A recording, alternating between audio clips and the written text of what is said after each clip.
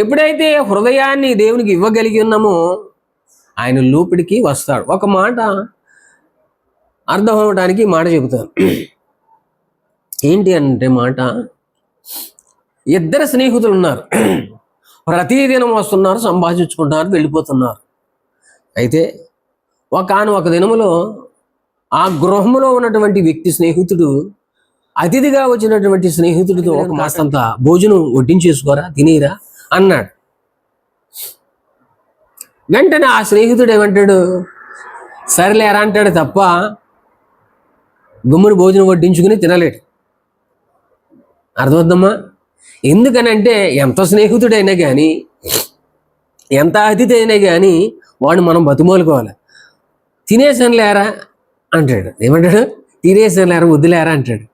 కానీ ఆయన్ని కరెక్ట్గా చేతులు కట్టుకుని బతిమాలుకుని నీళ్ళు ఇచ్చి చేతులు కట్టుకొని భోజనం చేయడానికి వడ్డించి ఇస్తేనే తప్ప ఆడు భోజనం చేయడు. అలాగనే ఈ లోక సంబంధమైన స్నేహితుడే నీకింత పరిచయమై ఉండి భోజనం వడ్డించుకోరా బాబు అన్నీ సిద్ధపరచున్నానంటే ఆడు వడ్డించుకోలేదు, కానీ బలవంతం చేస్తేనే కానీ వాడు వడ్డించుకోలేదు. అయితే పరలోకమున ఉన్నటువంటి తండ్రి పరిశుద్ధాత్మ దేవుడు కూడా వెరీ సెన్సిటివ్. ఆయన ఇప్పుడు కూడా హృదయం వద్దనే ఉన్నాడు. ఆయన బ్రతుమాలుకోవాలి. నీ స్నేహితుడు నా స్నేహితుడు బ్రతుకుమాలుకుంటేనే భోజనం చేయగలిగాడు. ఇక పరలోకమున్న తండ్రి కూడా ఆయన మనం బ్రతుమాలుకోవాలి. ఆయన అంటున్నాడు, నీ యొద్దనే, నీ తలుపుల యొద్దనే ఉన్నానయ్యా, తలుపులు తెరువు అంటున్నాడు.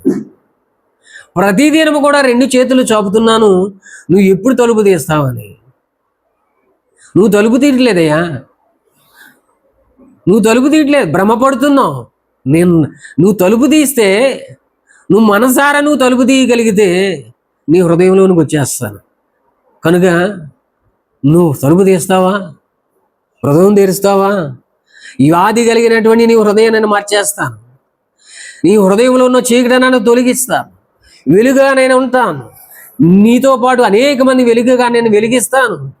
లోకానికి నేను వెలుగైనానే, కానీ నీవు కూడా లోకాన్ని వెలుగై ఉంది అన్నా. కనుక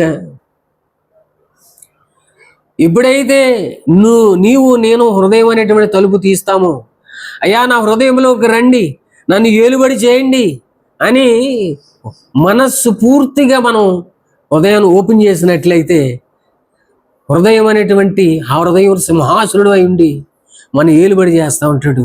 ఇక ఆ చీకటి అనేటువంటి మనలోని ఉండదు. ఆ చీకటి మనలో ఉంటే నరకంలోనికి ఆ చీకటి తీసిపోతూ ఉంటుంది. హల్లెలూయా. కనుక హృదయం అనేటువంటి తలుపు యొద్ద ఆయన ఉన్నాడు. కనుక హృదయముతోను, మంచి హృదయముతోను ఆయన్ని ఆహ్వానిద్దాం. ఆహ్వానించి మన హృదయంలో రమ్మని పిలుస్తాం. పిలిచి వ్యాధి కలిగినట్టు మన హృదయాన్ని దేవునికి సమర్పించుకున్నట్లయితే మన హృదయంలోనికి వచ్చి ఆయన సింహాసనుడై ఉండి అని ఏలుబడి చేసి ఈ లోకానికి ఒక సువాసన పరిమళ వాసనగా మనం తీర్చిదిద్ది మన ద్వారా ఆయన ఘనత మహిమ ప్రభావాలు పొందాలని ఆశ కలిగి ఉన్నాడు. కనుక మన హృదయాన్ని తెరుద్దాం. మన హృదయం అనేటువంటి ఆ తలుపులు తెరిచి ఆయనకి ఆహ్వానిద్దాం. అట్టి కృప, అట్టి దీవెనను దేవుడు మనకు అందరికీ ఇచ్చును గాక. ఆమేన్.